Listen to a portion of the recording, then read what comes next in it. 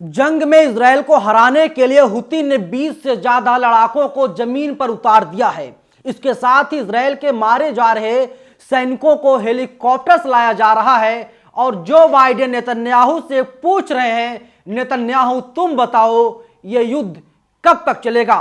पूरी जानकारी क्या है आगे विस्तार से मैं आपको वीडियो में बताऊंगा। नमस्कार, मेरा नाम नवीन कुमार नंदन और आप देख रहे हैं नेशनल दस्तक। हुती जैसे तमाम संगठन जो खुल करके अब इजरायल से लड़ाई लड़ रहे हैं और इजरायल के सैनिकों को भी मारने का काम लगातार हुती विद्रोहियों द्वारा किया जा रहा है। और हुती ने दावा किया है 20,000 से ज्यादा जवान लड़ाके अब मैदान में आ गए हैं और वे लोग अब सब जगहों पर, चाहे जल हो, थल हो, नभ हो, सभी जगहों पर इजरायल के सैनिकों को मारने का काम करेंगे। अब आप देखिए, मैं आपको नवभारतटाइम्स.com की एक रिपोर्ट दिखा रहा हूं। नवभारत टाइम्स लिखता है, इजरायल से जंग के लिए हुती के 20,000 लड़ाके तैयार, लाल सागर में अभी और मचेगा कोहराम। आगे लिखता है नवभारत टाइम्स, लाल सागर में मालवाहक जहाजों पर हमला करके हुती विद्रोहियों ने इजरायल के साथ युद्ध की चेतावनी दी है। विद्रोही संगठन ने कहा कि उसके 20,000 लड़ाके गजा में तैनात होने के लिए तैयार हैं। हुती विद्रोहियों को ईरान का समर्थन प्राप्त है।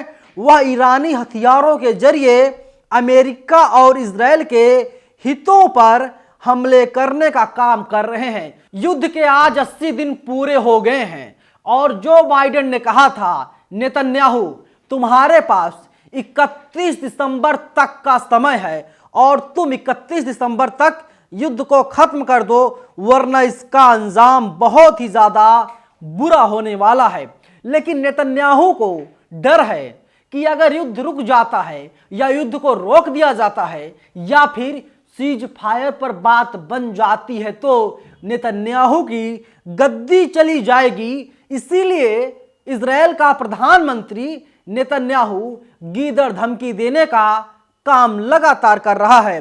देखिए, लाइव हिंदुस्तान लिखता है, गजा पर यूएन ने पूछा कब खत्म होगी जंग, इजरायल का खुलासा ना जल्दी ना कोई शॉर्टकट। आगे लिखता लाइव हिंदुस्तान, युद्धग्रस्त गजा पट्टी में इजरायली सेना ने कुछ दिनों से हमले तेज कर दिए हैं। 2 दिनों के भीतर इजरायली हवाई हमलों में 100 से अधिक फिलिस्तीनी मारे जा चुके हैं। इस पर संयुक्त राष्ट्र ने एक बार फिर चिंता जाहिर की है। यूएन के बयान पर इजरायली सैनिक जो हैं और इजरायली प्रधानमंत्री ये लोग तिलमिला गए हैं। उसने चेतावनी दी है कि हमास के साथ उसका युद्ध महीनों तक चलेगा।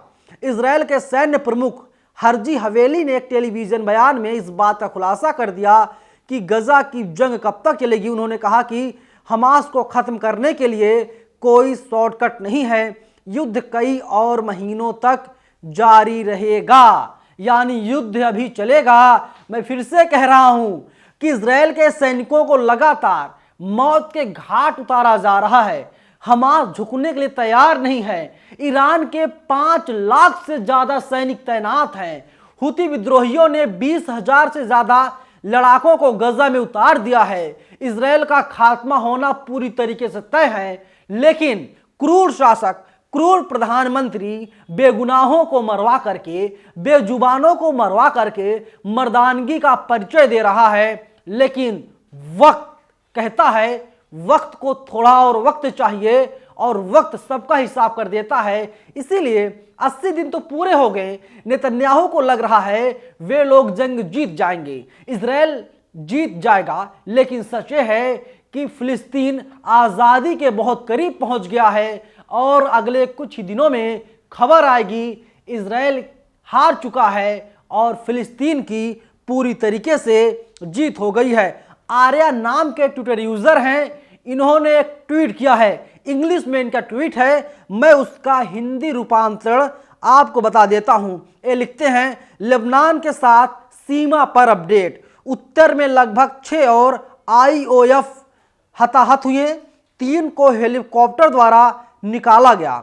चर्च पर बचाव दल को निशाना बना करके किए गए दूसरे ATGM हमले में घायल हुए लोग 299 स्कोर्ड बटालियन के सैनिक हैं वे गंभीर रूप से घायल हो गए हैं।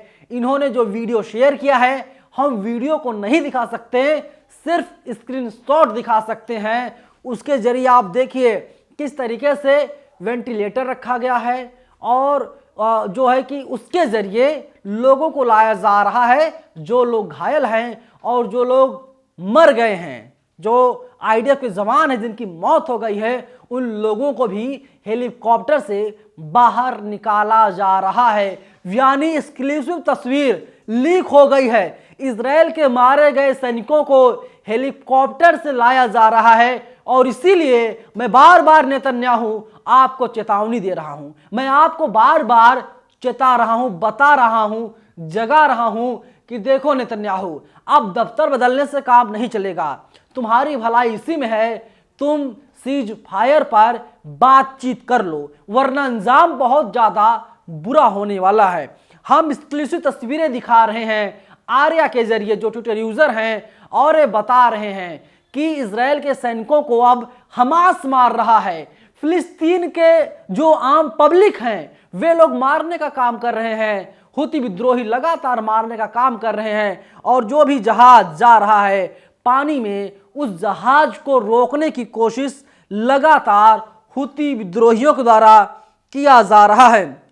अब आप देखिए, इधर एक खबर जनसत्ता ने लिखी है। जनसत्ता लिखता है, अरब सागर में भारत की ओर बढ़ रहे इजरायली जहाज पर ड्रोन से हमला किया गया है।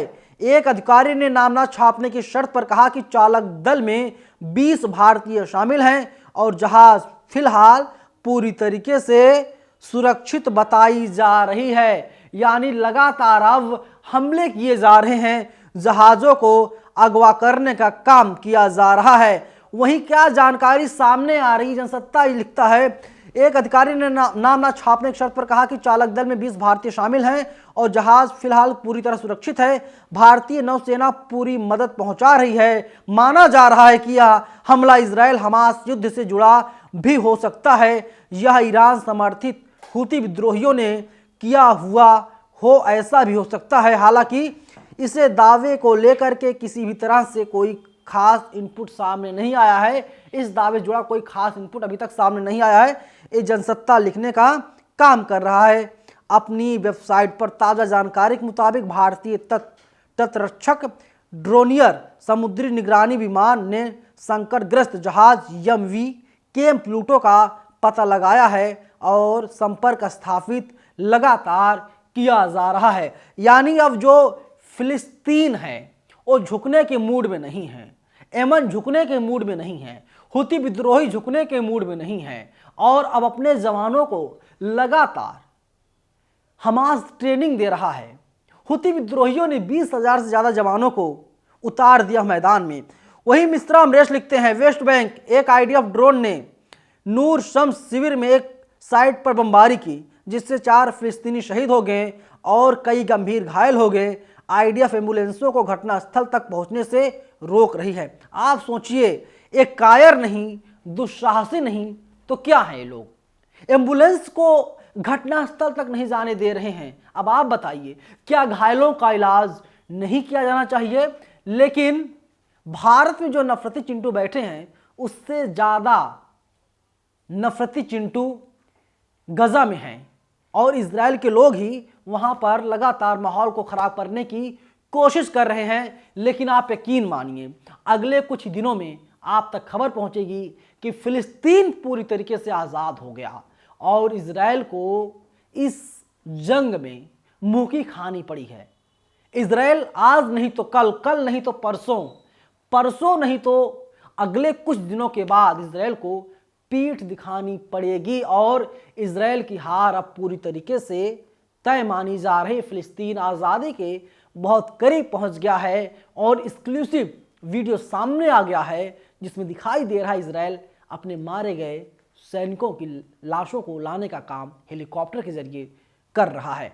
फिलहाल इस वीडियो में इतना ही, लेकिन आप लोग हमें अपनी राय कमेंट बॉक्स में ज़रूर बताइएगा, जीत किसकी होगी?